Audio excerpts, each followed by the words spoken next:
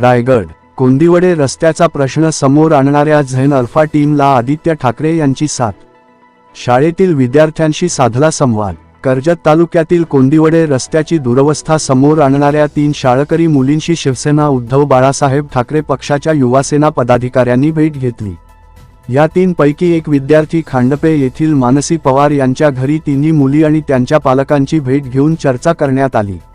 यावेळी युवासेना नेते आदित्य ठाकरे यांनी फोनवरून मुलींशी संवाद साधत त्यांच्या समस्या जाणून घेतल्या आणि त्यांच्या धाडसाचे कौतुक केले व पुढील कोणत्याही मदतीसाठी आदित्य ठाकरे व युवासेना सोबत असल्याचे आश्वासन दिले.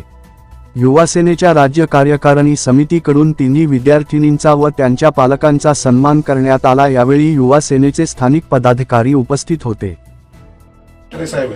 हॅलो. हॅलो. हा नमस्कार. काय नाव तुझं ताई? माझं नाव नेहा आत्माराम घरे. अरे वा. तुमच्या बाकीच्यांची पण सांगा. बाकीच्यांची दोघांची?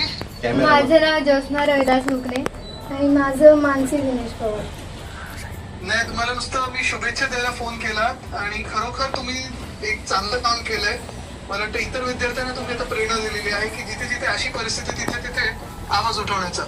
तर तुमच्या हिमतीची दाद देण्यासाठी मी तुम्हाला फोन केला. धन्यवाद.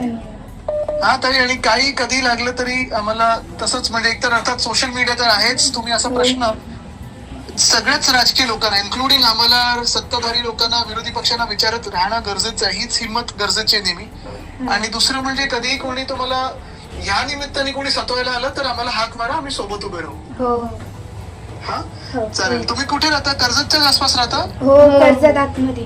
अरे वा, चालेल. हा चालेल, शुभेच्छा. आणि तुमच्या आई वडिलांना पण सांगा की खरोखर चांगली कामगिरी केलेली. ते वडील आहेत त्यांचे. नमस्कार. नमस्कार साहेब. जय महाराष्ट्र. नमस्ते. जय महाराष्ट्र. नाही, चांगले त्यांनी हिंमत दाखवली.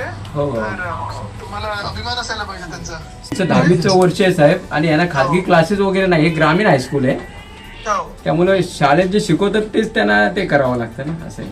बरोबर. नाही पण चांगलं त्यांनी म्हणजे काय आहे की विषय किती एखादा इग्नोर होऊ शकतो आणि कसं त्याला हे आणायचं, सॉटलेट आणायचं हे तिघींनी दाखवलेलं आहे. खरोखर चांगलं काम केलं. येस.